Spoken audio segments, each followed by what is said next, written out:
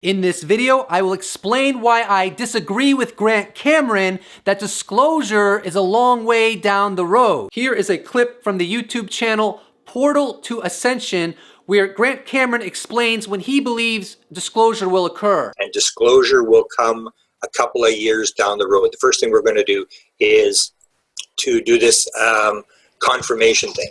So that's what's going on. People think there's disclosure going on. If there was disclosure, the Pentagon would have come out and made an announcement, released all the films, released all the data, released all the files, released all the medals. They have not done that. They are not disclosing. People have to go, because people keep thinking, when are they going to disclose? This is way down the road. The reason I disagree with Mr. Cameron's assessment is because he makes it out to be that the United States can choose to disclose whenever they want.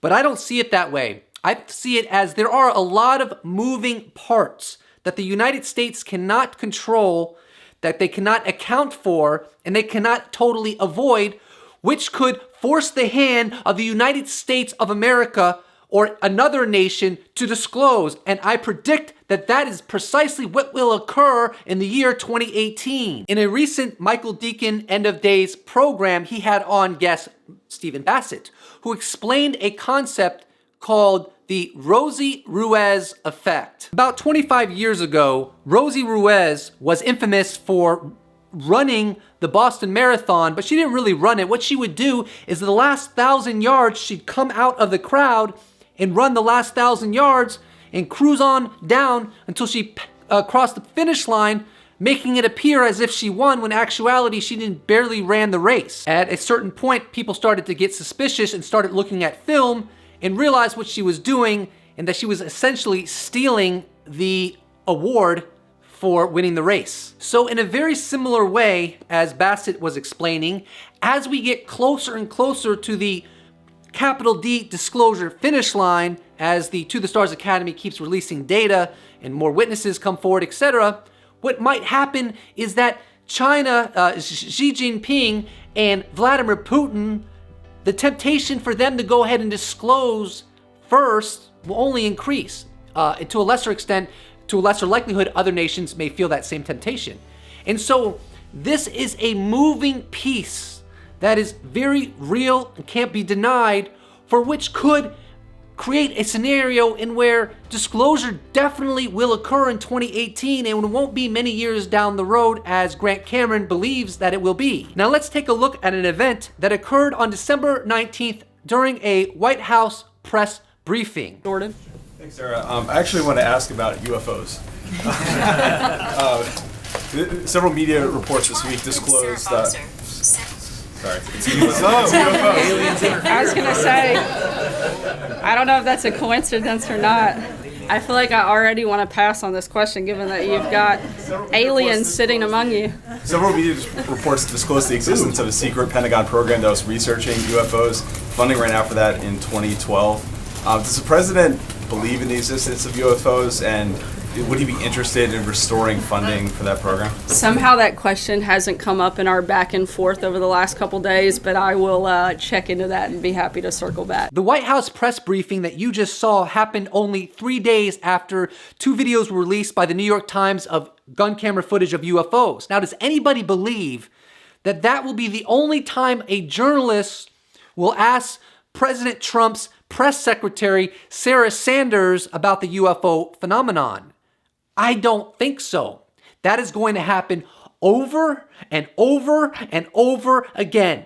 And Sarah Sanders cannot keep saying, oh, I'll circle back to you and get back to you. We are going to demand a definitive answer as to what Donald Trump believes. And here's the thing. As more evidence is released by the To the Stars Academy team and more witnesses come forward, what is President Trump going to say? It's all a bunch of BS? He's going to look like a fool if he does that. Here's a beautiful, beautiful reality. Whether Donald Trump said it's a bunch of BS, or whether he said, you know, it's interesting and intriguing, or whether he said, yes, I believe in UFOs, regardless of what direction he takes, when he comments on it, which I believe he's inevitably going to have to do, he cannot escape that scenario. there's going to be a media frenzy just on that. For example, if he says it's BS, well, guess what? There's going to be tons of articles coming out showcasing why it's not BS. And if he says it's intriguing and we should look more into it, then people are going to be like, well, if that's the case, why are you not putting more funding into the UFO program in the Pentagon? Whatever direction he goes, it's going to bring us closer to disclosure and the inevitability that he's going to have to get behind that podium, son, and tell the world that we are not alone in the universe and that we're being visited. In a recent Open Minds UFO radio program with Alejandro Rojas, he had Leslie Kane on, and she had something very interesting to say. Let's take a look at that clip. Roll it. There's a paragraph on a couple of the other things that they looked into, including some sort of metal that is in a Bigelow building somewhere. Yeah, I mean, that, of course, is an extremely interesting component to me, and we are trying to pursue that. I can't comment any further on it. We would love to be able to learn more about that. So that's all I can really say at this point. Mm-hmm. So you can't speak on its origins or it's very, very, very hard to access information along those lines. But so we're seeing what we, I just can't comment or I'll get in trouble. Yeah, that's fine. No problem. Now, I don't know where all this is headed in regards to specificity of the alloys. But if the To the Stars Academy finds a way to document that these alloys are from UFO material, then how is the truth embargo exactly going to survive? And again, how is Donald Trump's press secretary, Sarah Sanders, going to say we're going to circle back to you when that comes out? Oh, my friend, the truth embargo is dying in 2018. Let's examine a December 14th tweet from Tom DeLonge. What do you get when you zap a layered piece of bismuth and magnesium with terahertz energy? The dissolution of mass, or at least the effect of which. We are working on an experiment for you all. So the To the Stars Academy team is engaging this whole situation from every last angle. I mean, we got gun camera video footage, we got experiments that they're going to do to showcase alien technology, essentially, anti-gravity technology. We got more witnesses that are going to come out corresponding with the gun camera video footage. And do not forget that when the story broke on December 16th, Senator or former Senator Majority Leader Harry Reid was getting calls from many members, current members of the Senate saying, hey, why didn't you tell us about the UFO program in the Pentagon? I'm interested in the UFO program. Beyond that, recently on the Jimmy Church radio program, Jimmy Church relayed a message from Tom DeLonge in which Tom DeLonge explained that things are heating up in Congress, y'all.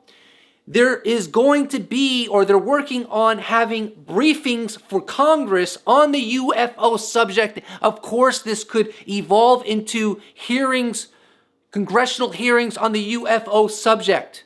The truth embargo is in grave danger, my friend. Beyond all that, according to George Knapp, there's going to be a release of 38 reports, some of them hundreds of pages long. One of them, I think, is up to 490 pages of information that was documented during the UFO program in the Pentagon.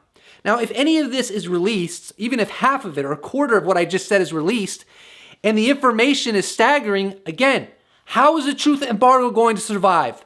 Grant Cameron says this is a drip and we got years and years ahead of us. I don't say that. I say this is more like taking a huge bucket of ice cold water and pouring it on me like I just won the Super Bowl. We are about to win the Super Bowl. The cosmic Super Bowl. Winner of disclosure. The last thing I want to cover is again from the Portal to Ascension video that I showed earlier. It's the same episode. And Grant Cameron said something that truly hurt my soul. Roll it. I could care less about disclosure. I have no interest in disclosure, and that may shock some people because what I think is happening is people think disclosure is something that's going to change their life. Disclosure is going to change my life in a multitude of ways. I could give you a whole list, and maybe I'll do a video on that at another time. But at the very least, it's going to be a phase of human history that will be the most fascinating phase of human history in recorded history.